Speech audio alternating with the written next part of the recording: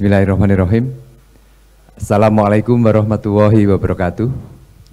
Selamat pagi, salam sejahtera untuk kita semua. Pertama, terima kasih kepada Panitia Jakarta Edu Green Meeting 2024 yang memberi kesempatan kepada saya untuk tadi istilah Pak Kadif falsafah tali ya. Jadi memberi kesempatan untuk belajar dan mengajar. Dan kesempatan ini saya akan menyampaikan sebuah topik yang menarik karena selalu saja membahas diabetes tidak pernah berhenti, mengingat jumlahnya yang terus meningkat, komplikasi yang terus berkembang atau terus bertambah, yang pada gilirannya menjadi beban masyarakat itu sendiri dan juga tentu saja menjadi beban pemerintah. Oleh karena itu, topik strategi proteksi ginjal jangka panjang pada pasien diabetes tipe 2, peran inhibitor SGLT2 menjadi relevan untuk disampaikan pada situasi sekarang ini. Ini disclaimer saya. Sahabat sekalian,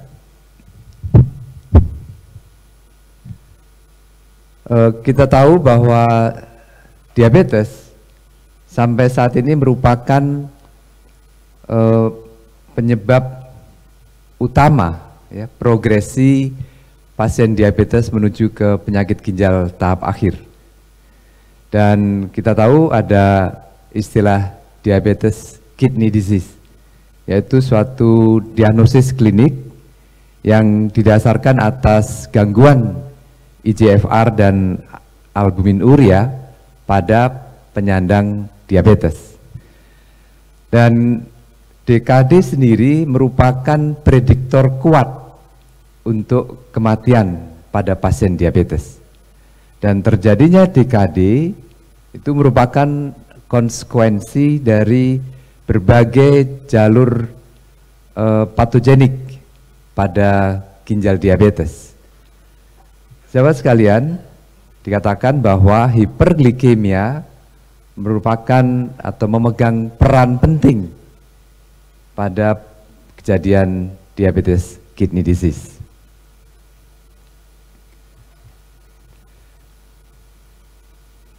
Terdapat hubungan yang jelas ya, terdapat hubungan yang jelas antara CKD dengan diabetes. Dikatakan bahwa terdapat 20 hingga 40% penyandang diabetes akan berkembang menjadi chronic kidney disease.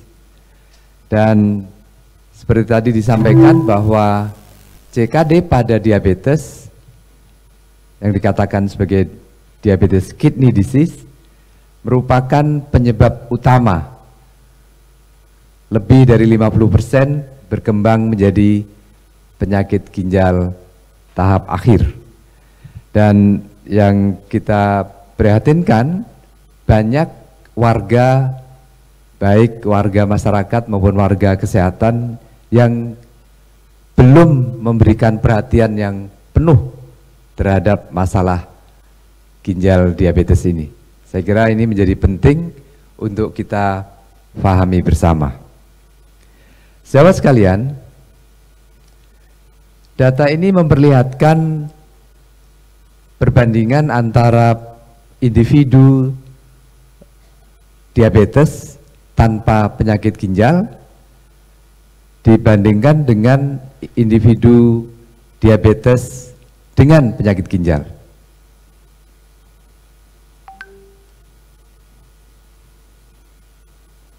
Ya. Yang orange ini adalah individu dengan diabetes disertai dengan albumin urea dan impaired glomerular filtration rate. Artinya ada gangguan fungsi ginjal. Kita lihat angka 10 tahun insiden kematiannya jauh tinggi dibanding dengan individu diabetes tanpa penyakit ginjal. Jadi ini sekali lagi memperlihatkan betapa penting atau betapa besarnya masalah penyandang diabetes yang mengalami pada saat yang sama ada gangguan fungsi ginjal dalam bentuk penurunan IGFR dan peningkatan albumin urea. Sahabat sekalian, untuk hal yang kurang lebih sama, kita lihat pada slide ini bahwa dengan menurunnya IGFR, ya, dengan menurunnya IGFR disertai dengan meningkatnya albumin urea, maka dikatakan bahwa berasosiasi dengan peningkatan kematian karena kardiovaskular secara independen. Jadi peningkatan albumin urea disertai dengan penurunan IGFR ini merupakan faktor risiko yang kuat untuk terjadinya kematian kardiovaskular secara independen. Jadi sekali lagi, kalau tadi penyandang diabetes dengan penyakit ginjal menyebabkan angka kematian yang tinggi, yang slide ini memperlihatkan gangguan fungsi ginjal berasosiasi secara independen dengan peningkatan kematian kardiovaskular. Nah, lalu apa yang bisa dilakukan? Slide ini memperlihatkan suatu meta-analisis untuk primary kidney outcomes dari 4 studi besar. Jadi hasil yang diperoleh adalah bahwa dari 4 studi ini intensif glucose control dapat menurunkan 20% kidney events, kejadian penyakit ginjal. Jadi kejadian penyakit ginjal di sini adalah pada pasien diabetes yang mengalami penyakit ginjal tahap akhir, jadi mengalami dialisis, mengalami transplantasi, penurunan IGFR lebih dari 30 ml per menit, dan itu yang kemudian dikatakan berhasil diturunkan dengan intensif glucose control. Sahabat sekalian, ternyata menurunkan glukosa darah saja tidak cukup. Data ini memperlihatkan bahwa masih terdapat residual risk meskipun target penurunan atau target yang dicapai HbA1c sudah berhasil, blood pressure sudah berhasil, lipid profile juga sudah berhasil dikendalikan, tetapi ternyata meskipun sudah menurunkan sebesar 60% dari pembanding yang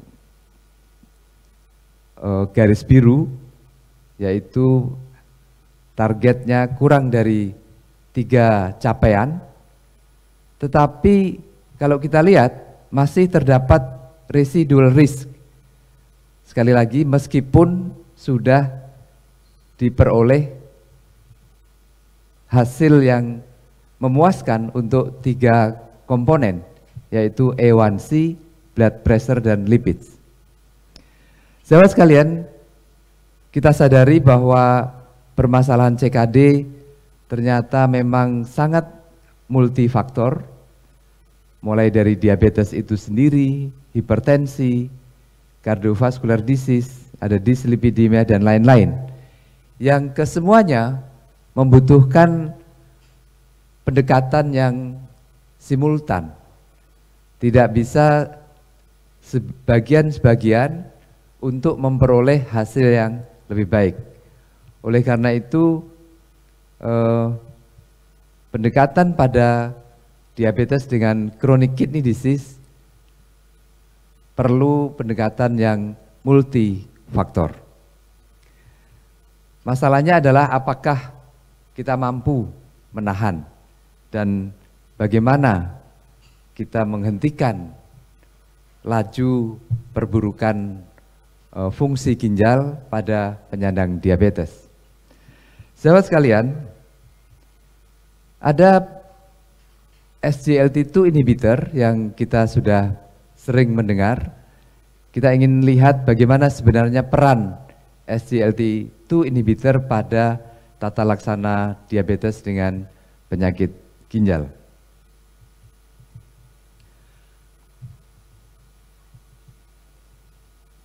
Slide ini memperlihatkan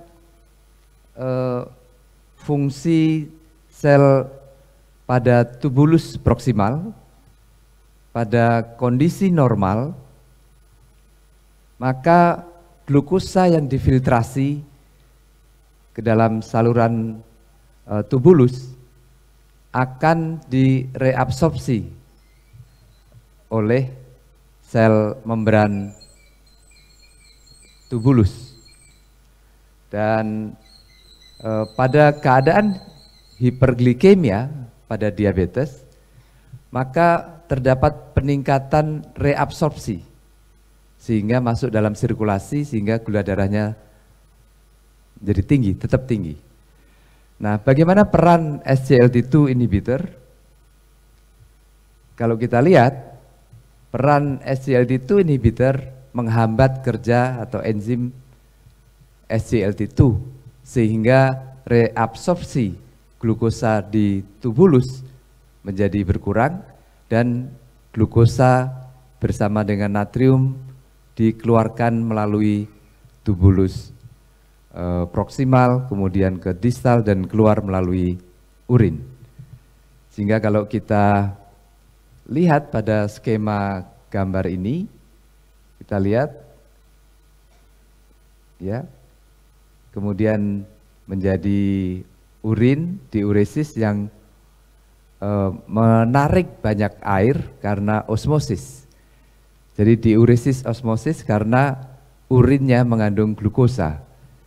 Dan natriuresis karena pada waktu direabsorpsi yang dihambat oleh SGLT2 inhibitor, natrium tidak masuk dan kemudian ikut keluar bersama dengan urin.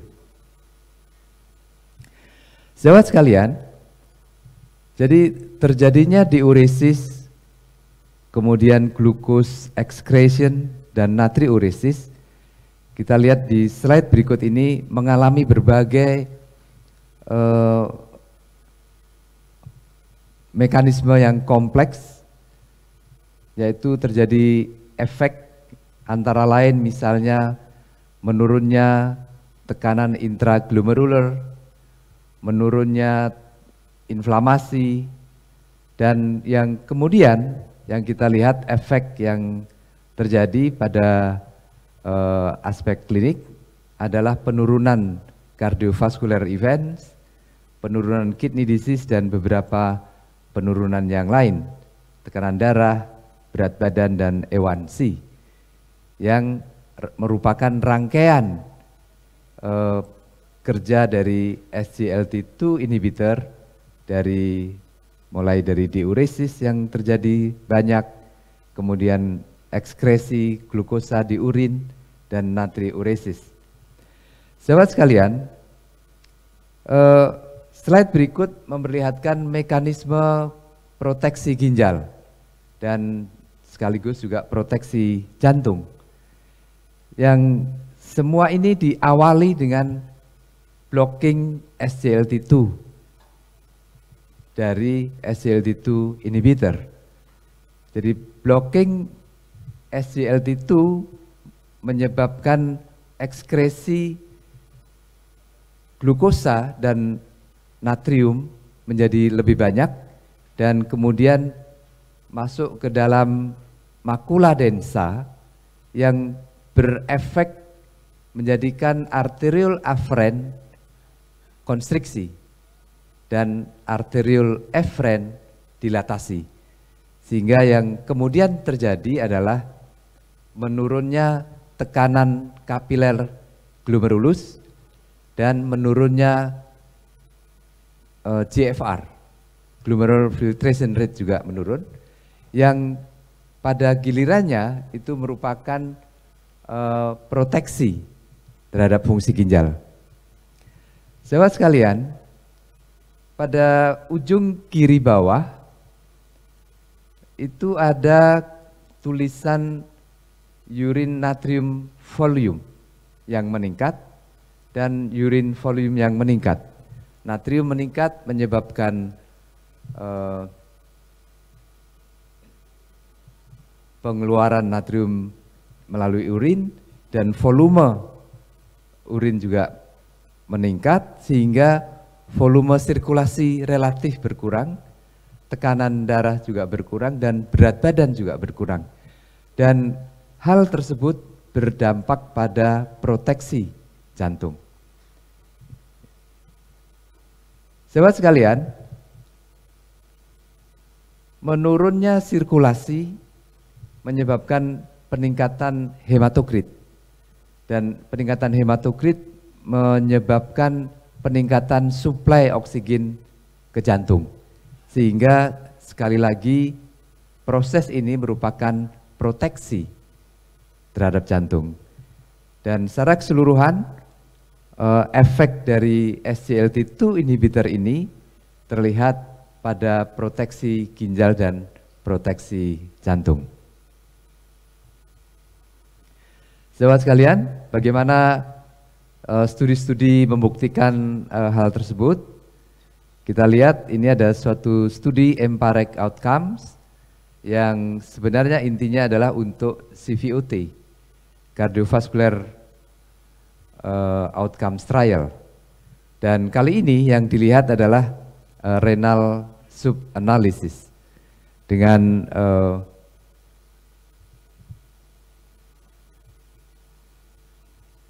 dengan kidney endpoints-nya adalah insiden atau worsening nefropati dan renal death. Kalau kita lihat studi ini berlangsung sekitar 48 bulan. Kita lihat hasil dari outcomes untuk kidney event. Kita lihat dengan empagliflosin kejadian atau perburukan nefropati menurun sebesar 39%. Dan yang kedua, bahwa kelompok empagliflosin dapat mempertahankan penurunan lebih landai, penurunan eGFR dibanding pada kelompok placebo. Ya, gambar merah dan biru kita lihat lebih landai penurunannya dibanding kelompok garis yang hitam atau placebo. Sehingga terbukti bahwa pemberian empagliflosin memberikan manfaat penurunan perburukan eGFR. Sahabat sekalian, empagliflosin juga secara konsisten memperbaiki CV cardiovascular death yang konsisten baik pada penyandang diabetes dengan maupun tanpa penyakit ginjal. Kita lihat gambar yang kiri adalah prevalent kidney disease, yang kanan adalah yang tanpa penyakit ginjal. Sahabat sekalian, data ini memperlihatkan peran empagliflosin dalam menurunkan insiden atau perburukan nefropati pada dua kelompok yang berbeda. Kelompok pertama adalah kelompok dengan eGFR kurang dari 60, dan yang kelompok kedua lebih dari 60, dan masing-masing memberikan manfaat yang nyata bahwa pemberian empagliflosin menurunkan kejadian maupun perburukan nefropati pada penyandang diabetes. Sahabat sekalian, studi lain yang dilakukan pada penyandang atau pada penderita heart failure, baik yang reduced ejection fraction maupun preserved ejection fraction, kita lihat bahwa empagliflozin merupakan obat yang efektif karena dapat menurunkan kematian karena kardiovaskular maupun perawatan atau hospitalisasi karena heart failure, dan ini terbukti dapat menurunkan. Dan yang berikutnya adalah dari studi Emperor itu dikatakan bahwa empagliflozin dapat mengurangi perburukan fungsi ginjal dalam studi ini, baik yang reduced maupun preserved ejection fraction. Bagaimana dengan guideline-guideline yang kemudian terbit mengacu pada berbagai studi besar tersebut? Kita lihat dari ADA maupun ESD menyebutkan bahwa direkomendasikan SGLT2 inhibitor sebagai initial terapi pada type 2 diabetes dengan atau dengan risiko, dengan faktor risiko ASCVD, heart failure maupun CKD. Dan di KDIGO 2020 juga merekomendasikan SGLT2 inhibitor sebagai first line therapy for people with diabetes. Dan ini adalah Primary Care Diabetes Europe 2022, kurang lebih sama. Sehingga kalau kita lihat dari berbagai guideline internasional merekomendasikan pemberian SGLT2 inhibitor pada diabetes dengan penyakit ginjal. Dan KDIGO 2024, seperti kita tahu bahwa CKD merupakan penyakit dengan multifaktor yang terlibat, oleh karena itu selalu pendekatan atau approach pasien dengan diabetes dan CKD mulai dengan lifestyle, dan yang berikutnya adalah pemberian SGLT2 inhibitor seawal mungkin.